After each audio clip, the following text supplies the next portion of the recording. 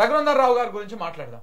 రఘునందన్ రావు గారు నిన్న మాట్లాడుతూ కొన్ని విషయాలు ఆయన ఇది ప్రభుత్వ కార్యక్రమంలో పార్టిసిపేట్ చేస్తూ ఈ పక్కన పొంగులేటి శ్రీనివాస్ రెడ్డి గారు ఉన్నారు, రెవెన్యూ శాఖ మంత్రి. ఇప్పుడు ఈయన వల్ల ఈయనకు చాలా కొన్ని కోట్ల రూపాయల, కొన్ని వందల కోట్ల రూపాయల లాభం జరిగింది. దాని గురించి మరి కృతజ్ఞతాభావమా లేకపోతే అది ఇచ్చింది కాబట్టి ఇప్పుడు ఇట్లా మాట్లాడాలనా, ఈ అంశాల గురించి ప్రధానంగా డిస్కస్ చేసేటువంటి ప్రయత్నం చేద్దాం. ఫస్ట్ ఆయన ఏమన్నాడో ఒకసారి విన్న తర్వాత ఈయన చేసినటువంటి వ్యవహారం ఏంటిది. రఘునందన్ రావు గారు ఎంపీగా ఉండి ఆయన ఎంపీగా అయినాక ఏ పేద ప్రజలు బాగుపడిండో ఎవరు బాగుపడిరో తెలియదు, కానీ ఈయన మాత్రం అద్భుతంగా పరిపుష్టిగా పుష్టిగా కావలసినంత ఎంత కావాలనో అంత, ఎంత ఎక్కువ కావాలనో అంత సంపాదించుకునేటువంటి వ్యవహారం నడుస్తుందని చెప్పేసి బాగా వార్తలు వస్తూ ఉన్నాయి. ఈ అన్నిటి గురించి కూడా ఒకసారి డిస్కస్ చేద్దాం మిత్రులారా. రైట్, ఫస్ట్ ఈయన ఏమన్నాడో చూద్దాం. సదస్సులు కొత్త చట్టాలు భూభారతి వచ్చింది కాబట్టి ఒక చిన్న అమెండ్మెంట్ ని రాష్ట్ర ప్రభుత్వం భారత ప్రభుత్వం తెచ్చినటువంటి అమెండ్మెంట్ ని దీంట్లో చేర్చినందుకు నేను రెవెన్యూ మంత్రి గారిని ఈ సందర్భంగా అభినందిస్తా ఉన్నాను. ఏమంటున్నారు రఘునందన్ రావు గారు? భూభారతి తెచ్చినందుకు, ఈ భూభారతి తెచ్చినందుకు నేను పేదల భూములను హారతి కర్పూరం లెక్క, హారతి లెక్క లాగించేసిన కాబట్టి ఈ భూభారతి తెచ్చినందుకు మీకు అందరికీ ధన్యవాదాలు, ప్రభుత్వానికి, పొంగులేటి శ్రీనివాస్ రెడ్డి గారికి, రెవెన్యూ శాఖ మంత్రి శ్రీనివాస్ రెడ్డి గారికి ధన్యవాదాలు అని చెప్పేసి ఆయన చెప్పడం జరిగింది. ఎందుకు అది కూడా చెప్తా నేను. ఒక మాట సార్, ఎత్తేసిన వ్యవసాయం రైతు రాజ్యం బాగుపడదు సార్. మీ పాలనలో అది జరగకుండా గత 10 ఏళ్లలో ధరణి పేరు మీద రైతు కండ్లు ఉన్నాయా కాకులు ఎత్తుకపోయినా రఘునందన్ రావు గారు?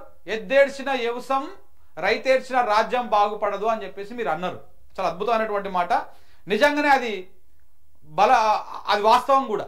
ఎద్దేడ్చిన వ్యవసాయం ఎప్పటికీ బాగుపడదు, ముంగల్కోదు. రైతేడ్చినటువంటి రాజ్యం కూడా అది ముంగల్కోదు. ఎందుకంటే రైతు లేకపోతే రాజ్యం లేదు. ఏ రాజ్యానికైనా తిండి కావాలా, తిండి పెట్టేదే రైతు.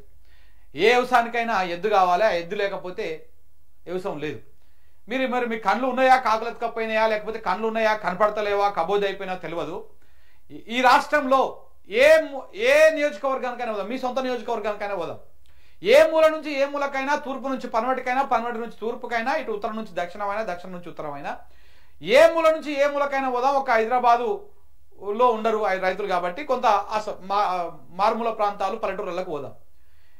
ఏ రైతు సంతోషంగా ఉన్నాడు, ఏ ఎద్దు ఏడుస్తలేదు, ఏది అద్భుతంగా ఉందో ఒకసారి మీ సంవత్సరంన్నర కాలంలో ఎలా ఉందో ఒకసారి మనం పోయి కనుక్కుందాం. ఎద్దేడ్చిన వ్యవసాయం రైతేడ్చిన రాజ్యం బాగుపడదు అని చెప్పేసి మీరు అన్నప్పుడు ఇప్పటిదాకా ఏడుస్తున్నటువంటి ఏడుపులు మీ కళ్ళకు కనపడతలేదా? ఇప్పటిదాకా పడుతున్నటువంటి రైతు గోసలు మీ కళ్ళకు కనపడతలేవా? మీ చెవులకు వినపడతలేవా? చెవిటోళ్ళు అయ్యిర్రా, గుడ్డోళ్ళు అయ్యిర్రా మీరు? ఇప్పుడు అట్లా కాకుండా చూసుకోండి అని చెప్పేసి ఈయన ఎప్పుడో కిందగా కూర్చొని ముసి నవ్వడం పొంగులేటి శ్రీనివాస్ రెడ్డి గారు. తెలంగాణ ప్రజలు చూస్తలేరు, మీరు ఏం చెప్పినా కానీ ఎరిపప్ప లెక్క చూస్తూ ఉంటారని అనుకుంటున్నట్టున్నారు. మీరు చెప్పడం ఒకటి, ఆయన నవ్వడం ఒకటి. నేను చూపానా? ఇప్పుడు ఇదే స్క్రీన్ మీద 100 వీడియోలు వేసి చూపిస్తా. రైతులు ఎట్లా గోస పడతా ఉన్నారు, ఏ రకంగా ఇబ్బందులకు పడతా ఉన్నారు, ఈ చేతగాని దద్దమ్మ సర్కారు వల్ల ఎట్లా గోస పడతా ఉన్నారో చూపిస్తా. ఒకసారి చూడండి, మీకు చూస్తే కానీ అర్థం కాదేమో. ఇగో ఇది కళ్ళకు కనపడతలేదా రఘునందన్ రావు గారు? నీకు భూభారతి తెచ్చి పేదల భూములను, అసైన్డ్ భూములను హారతి లెక్క నీకు సమర్పించేయంగానే ఇలా ప్రభుత్వం మీద ఎనలేని ప్రేమ ఒలకపోస్తా ఉన్నావు కదా. మరి ఇది మీకు కనపడతలేదా? ఇది కనపడతలేదా? రైతులు గోసపడేటిది ఎన్ని చూపారు ఇట్లా? ఇవాళ పొద్దుగాల లేవక ముందుకే సూర్యాపేట దగ్గర రైతులు వచ్చి రోడ్ల మీద ధర్నా చేసిర్రు. మా ఒడ్లు ఎప్పుడు కొనుగోలు చేస్తారా సౌటల్లారా, ఇంకెప్పుడు కొంటారు అని చెప్పేసి. మరి చేతన అయితే లేదా? అవి కనపడతలేవా? ఈయనగా నీతులు చెప్తున్నాడు చూడండి. మీ పాలనలో అది జరగకుండా గత 10 ఏళ్లలో ధరణి పేరు మీద రైతులు ఏడిపించి గోసపెట్టి అది గత 10 ఏళ్లలో రైతులని ధరణి పేరు మీద గోసపెట్టి ఏడిపించి ఇది చేసిరంట.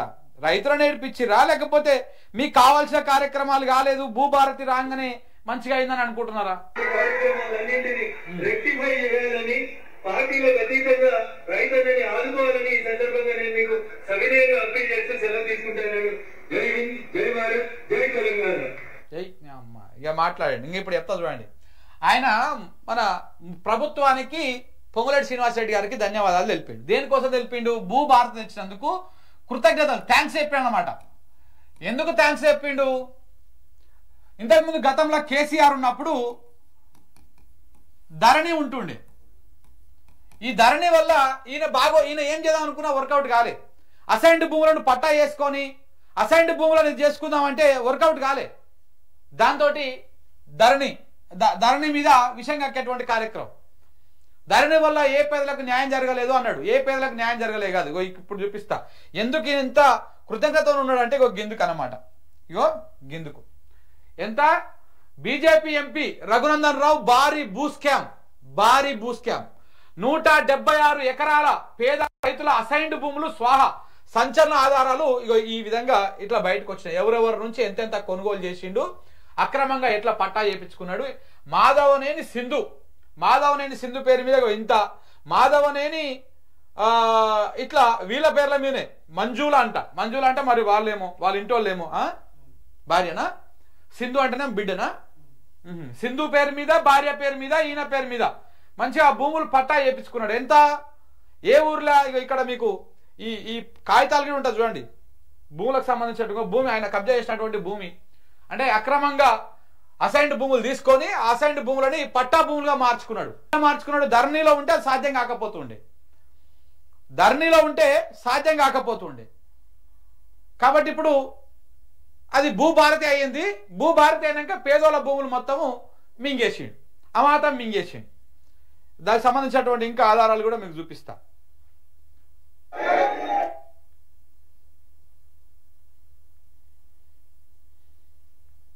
మధ్యప్రదేశ్ చూడండి. మాధవనేని సింధు, మాధవనేని మంజులాదేవి అందరు వీళ్ళ పేర్ల మీదే ఇట్లా 176 ఎకరాల భూములను తీసుకొని ఇక్కడ చూడండి ఒకసారి విజువల్స్ కూడా. ఈ తేటగా ఈ కాంపౌండ్ వాల్ ఉందా, ఈ కాంపౌండ్ వాల్ ఉన్న కాడికి ఈ మహానుభావుడే పేదల భూములను మింగేసాడు అన్నమాట. ఈయన దానికి సంబంధించిన పాస్ పుస్తకాలు అన్ని కూడా. దానికి నిర్ధారణ ఏంటంటే ఎవరైతే కేసు వేసిరో ఆ కేసు వేసినటువంటి లాయర్ మాట్లాడుతున్నారు. రిజిస్ట్రేషన్ వెబ్సైట్ లో ఈ రోజుకి కూడా యాజ్ ఆఫ్ టుడే అది 2006లోనే దాన్ని గవర్నమెంట్ ల్యాండ్ కింద చూపించారు. అసైన్మెంట్ జరిగింది 1994 లోని పట్టా సర్టిఫికేట్ నేను పబ్లిష్ చేయడం జరిగింది. ఆయన మాట్లాడిన తర్వాత పట్టా సర్టిఫికేట్ లో క్లియర్ గా ఉంది 1997 లో. మనకి అసైన్ ల్యాండ్స్ ఏవైనా సరే జియో ఎంఎస్ నంబర్ 1406 ఆఫ్ 1958 వచ్చిన తర్వాత ల్యాండ్లెస్ ఫోర్ కేటగిరీలో ఇవ్వబడిన ఎటువంటి ల్యాండ్ కూడా prevention of transfer act 1977 amend చేయకుండా పట్టాగా చేయడానికి వీలు లేదు. ఇది చట్టం. మీరు ఒక బంగారాన్ని దొంగతనం చేసుకొని వచ్చారు, ఓకేనా? నేను దొంగతనం చేయలా, మీరు దొంగతనం చేసుకొని వచ్చారు. మీరు నాకు అమ్మారు, నేను కొన్నాను ఆ బంగారాన్ని. నేను దొంగ బంగారం కొనడం తప్ప కాదా? మరి అటువంటిప్పుడు ఈయన కొన్నప్పుడు 2023లో దాన్ని పట్టా కింద మార్చేశారు ఆల్రెడీ. ఈయన ఏం చేశాడంటే ఒక ప్రాక్సీని పెట్టుకొని ప్రాక్సీ ద్వారా దాన్ని చేయించి ఈయన కొన్నాడు దాన్ని స్పష్టంగా అర్థమవుతుంది దాంట్లో.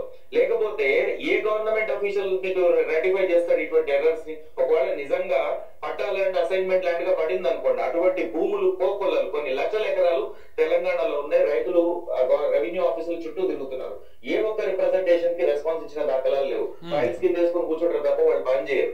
ఎంపీ నుంచో ఎమ్మెల్యే నుంచో ఫోన్లు వెళ్తే తప్ప పనులు జరగవు. మరి అటువంటి దీనికి 176 ఎకరాలు పట్టా కింద ఈయన 80 ఎకరాలు కొన్నా అంటున్నాడు.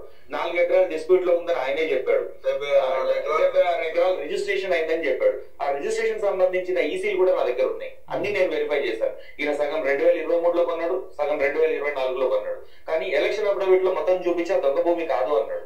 మరి ఎలక్షన్ అఫిడవిట్ లో 26 ఎకరాల 25 ఎకరాల 26 గుంటలు ఎంత ఉంది, దానికి వాల్యుయేషన్ వచ్చేసి 52 లక్షలు చూపించాడు.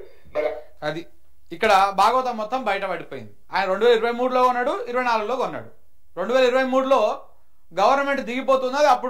అప్పుడు బీఆర్ఎస్ సర్కార్ కూడా పూర్తి స్థాయిలో పనిచేయదు, ఎందుకంటే ఎలక్షన్ ఇయర్ వచ్చేస్తుంది కాబట్టి. డిసెంబర్లో ఎలక్షన్, నవంబర్లో ఎలక్షన్ ఉన్నాయి కాబట్టి. సో కాబట్టి 2023లో కొంత కొన్నాడు, 2024లో కొంత కొన్నాడు. ఈయన ఎలక్షన్ అఫిడవిట్ లో మొత్తం చూపించిన అన్నాడు, కానీ అసలు ఈ భూమే చూపించలేదు. వాస్తవానికి కూడా లీగల్ గా పర్ఫెక్ట్ గా ఫైట్ చేస్తే ఈయన ఎంపీ పదవి కూడా ఊసిపోతుంది. ఎంపీ పదవి కూడా ఊసిపోయేటువంటి అవకాశం ఉంది కోర్టులో దీని మీద ఫైట్ చేస్తే. సో ఇట్లా పేదల భూములు మింగేసి ఇక ఇప్పుడు ప్రభుత్వాన్ని ఒకటే పొగుడుతా ఉన్నాడు. ఎందుకంటే ఈ భూభారతి తెచ్చినందుకు చాలా అద్భుతంగా జరుగుతూ ఉంది. ఇది పేదలకు చాలా మంచి చేస్తా ఉన్నది. ఎందుకంటే పేదల భూములని 176 ఎకరాల భూములని అసైన్డ్ ల్యాండ్లని నేను కొనుగోలు చేసిన, అపరంగా మింగేసిన, ఇలా రైతులందరూ నోట్ల కొట్టినా అసలు ఈ అసైన్డ్ ల్యాండ్లు ఏంటిది? భూమి లేనటువంటి పేద ప్రజలకు ఇచ్చేటువంటి వ్యవహారం అది వాళ్ళకు అమ్మడం కానీ కొనడం కానీ అధికారం ఉండదు. అది అమ్మినా తప్పే, కొన్నా తప్పే. ఒక ప్రజాప్రతినిధిగా ఉండి ఇంకొక వ్యవహారం ఏంటంటే ఈ భూముల వ్యవహారంలో ఈయన ధర్నా కూడా చేసిండు గతంలో. ఆ వీడియోలు కూడా బయటకు వచ్చినాయి. ఏదో జరిగిపోయిందని చెప్పి ధర్నా కూడా చేసిండు. ఇన్ని చేసి ఇంత చేస్తుంటే వాళ్ళ కోసం ఏదో ఫైట్ చేస్తున్నారు అనుకున్నారు. కానీ అలా భూములన్నీ మింగేసినటువంటి వ్యవహారము ఇక్కడ కనపడతా ఉంది.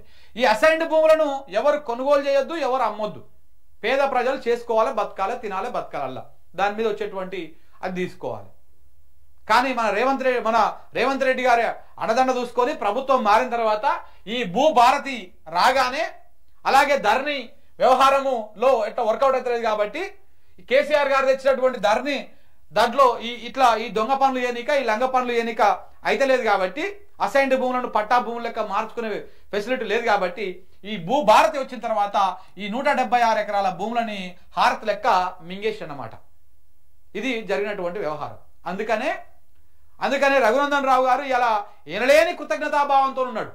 మనం అప్పుడప్పుడు మనకు అనిపిస్తుండే హైడ్రా మీద లోకమంతా వ్యతిరేకిస్తుంది. బీజేపీలో ఉన్నటువంటి మహేశ్వర్ రెడ్డి, ఏలేటి మహేశ్వర్ రెడ్డి వ్యతిరేకిస్తాడు, ఈటల రాజేందరు వ్యతిరేకిస్తాడు, అలాగే ఆఖరికి బండి సంజయ్ కూడా వ్యతిరేకిస్తాడు.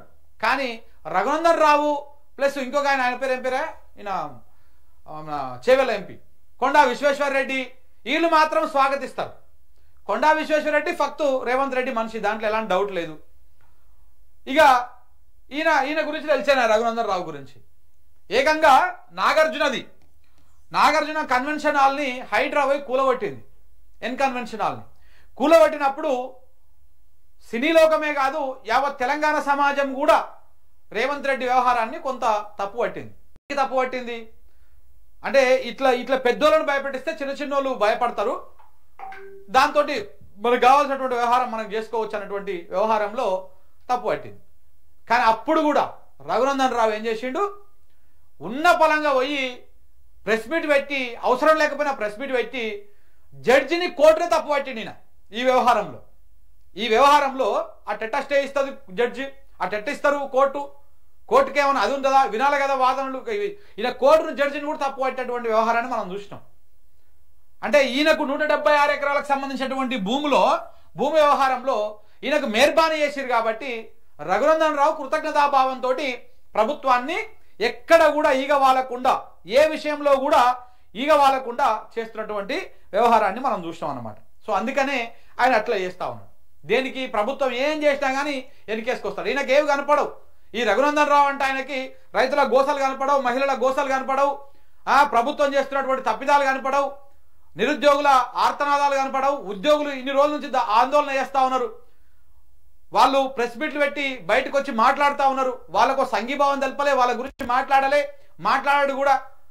ఇవన్నీ ఎందుకు మాట్లాడితే ఇది కథ. కానీ వాస్తవానికి ఇక్కడ తెలుసుకోవాల్సింది ఏంటంటే రఘునందన్ రావు భాగవతాన్ని ఈ అసైన్డ్ భూముల 176 ఎకరాల వ్యవహారాన్ని బయట పెట్టిందే రాష్ట్ర ప్రభుత్వం. ఈ విషయాన్ని మీరు గుర్తుపెట్టుకోవాలి. ఈ వ్యవహారాన్ని బయట పెట్టింది ఎవరు? రాష్ట్ర ప్రభుత్వమే ఈ వ్యవహారాన్ని బయట పెట్టింది. నీకు కావాల్సిన పని చేసి పెట్టేది ప్రభుత్వమే. ప్రభుత్వంలో ఉన్నటువంటి పెద్దలే నీకెవరెవరు చేసి పెట్టిరో ఇక నీకు తెలుసు ఆ విషయం. ఇలా ఈ వ్యవహారాన్ని బయటకు పొక్కకుండా ఉన్నటువంటి వ్యవహారాన్ని, లోపలటువంటి వ్యవహారాన్ని బయటకి ఇచ్చి లీకులు ఇచ్చి నీకు లాకేసింది కూడా ఇదే ప్రభుత్వము. ఇదే ప్రభుత్వంలో ఉన్నటువంటి పెద్దలు. కొంతమంది బీజేపీలో నువ్వు ఎవరికైతే అడ్డుగా ఉన్నావో వాళ్ళు కూడా చేతులు కలిపేసి ఇద్దరు కలిసి మంచిగా కానిచ్చేసారు పని. ఇక ఇప్పుడు ఒక్క దెబ్బకు 2 పిట్టలు. అటు ఇన్ని రోజులు కావాల్సినంత సపోర్ట్ వచ్చింది నీ నుంచి, ఇప్పుడు నీతో పెద్దగా పని లేదు, ఎట్లా బయటకు వస్తున్నది కాబట్టి ప్రభుత్వమే క్లియర్గా ఎవరెవరికి ఎంతెంత పట్టా చేసిరో, ఏ రకంగా ఇచ్చిరో, ఈసీలు బీసీలు అవన్నీ ఎట్లా వస్తాయి? ప్రభుత్వ సహకారం లేకుండా జీవోలు ఎట్లా వస్తాయి? ప్రభుత్వ సహకారం లేకుండా లోపల వ్యవహారం జరగకుండా ఇవన్నీ బయటకు ఎట్లా వస్తాయి? ఇవాళ అయిపోయింది కాబట్టి చేసింది అన్నమాట. రఘునందన్ రావు మధ్యలో అటు కాకుండా మధ్యలో పడిపోయింది ఇప్పుడు. సో కాబట్టి ఈ వ్యవహారంలో ఈ వ్యవహారంలో దీని మీద పూర్తి స్థాయిలో దర్యాప్తు జరగాలి. ఆ 176 ఎకరాల భూములకు సంబంధించినటువంటి పేదలకు మళ్ళీ ఆ భూములు తిరిగిచ్చేంత వరకు ఫైట్ చేయాలి. అసలు టెట్ట పట్టా చేసిరు, అసైన్డ్ భూములని ఏ రకంగా పట్టా చేసిర్రు, ఎట్లా పట్టా చేసిర్రు? 23లో 80 ఎకరాలు కొన్నా అని చెప్తున్నాడు అంట ఆయననే డైరెక్ట్గా. ఒక 4 ఎకరాలు డిస్ప్యూట్లో ఉంది అని చెప్పిండంట. అలాగనే మిగతా 80 ఎకరాల భూములు ఎక్కడికెళ్ళి వచ్చినాయి, అదెందుకు కబ్జా పెట్టాల్సి వచ్చింది, అది ఎందుకు సాగు చేయాల్సి వచ్చింది? ఈ అన్నిటి వ్యవహారంలో కూడా పూర్తి స్థాయిలో దర్యాప్తు చేయాల్సినటువంటి అవసరం ఉంది. సిట్టింగ్ జడ్జితోటో లేకపోతే నేను చెప్తాను కదా అంటే పొద్దుగాలు లేస్తే మేము సిబిఐ ఈడీ ఇవన్నీ కూడా పత్తిత్వం అని చెప్తాను. అదే సిబిఐతో ఎంక్వైరీ చేపియాలి. అఫిడవిట్లో చెప్పినటువంటి తప్పుడు లెక్కలను బయటకు చూపియాలి, సమాజానికి చూపియాలి. ఇలా ఆ న్యాయవాది కొట్లాడుతున్న దాని ప్రకారం ఆ ప్రజలు ఎవరైతే భూములు కోల్పోయినటువంటి ప్రజలు ఉన్నారో వాళ్ళకి ఆ భూములు రావాలి, వాళ్ళకు న్యాయం జరగాలి. ఇది జరగాలి. అందుకనే ఇవన్నీ బయటకు రాకుండా ఇంకా ఇట్లా ప్రభుత్వాన్ని గింత కూడా ఈగ వాలకుండా జోకేటువంటి కార్యక్రమాన్ని చేస్తా ఉన్నాడు.